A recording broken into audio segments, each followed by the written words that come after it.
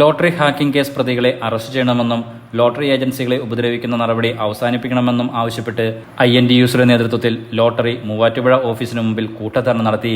കേരള ലോട്ടറിയുടെ ഔദ്യോഗിക website hack ചെയ്ത മൂവാറ്റുപുഴയിലെ പ്രമുഖ ഏജൻസിക്കെതിരെ ലോട്ടറി വകുപ്പ് നൽകിയ കേസിൽ സൈബർ പോലീസ് FIR ഇട്ട് ഒരു മാസത്തിനു ശേഷം നടപടി സ്വീകരിക്കാതെ പ്രതികളെ സംരക്ഷിക്കുന്ന നിലപാടാണ് പോലീസും ലോട്ടറി വകുപ്പും സ്വീകരിക്കുന്നതെന്ന് INTUC കുറ്റപ്പെടുത്തി. Kerala lottery agents and sellers association INTUC ജില്ലാ പ്രസിഡന്റ് ജോയി അധികാരം അധ്യക്ഷത വഹിച്ചു.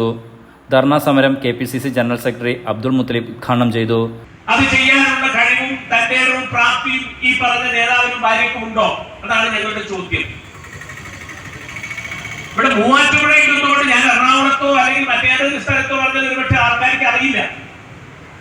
ഇവിടെ മൂവാറ്റുപുഴയിൽ ഇയാളെ അല്ലെങ്കിൽ ഇയാളുടെ പിന്നിൽ അണിനിരക്കുന്നവരും ഈ പറഞ്ഞ രണ്ടുപേരെയും അറിയാവുന്നവരും ആലോചിക്കണം. ഇവിടെ ഇപ്പൊ പോലീസ് കുറെ വന്നിരുന്നു. ഞാൻ വന്നപ്പോ കുറെ പോലീസ് ഉണ്ടായിരുന്നു. കാരണം പോലീസ് നമുക്ക് സൗകര്യമൊരുക്കാവുന്നതല്ല.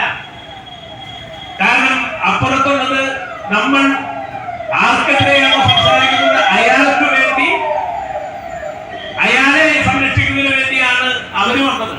അല്ലാതെ ഇവിടെ ക്രമസമാധാനം പാലിക്കാനൊന്നുമല്ല പോലീസ് വന്നു. കുറെ പോലീസ് ഉണ്ടായിരുന്നു. സുരേഷ് ആലപ്പാട് സ്വാഗതം പറഞ്ഞു.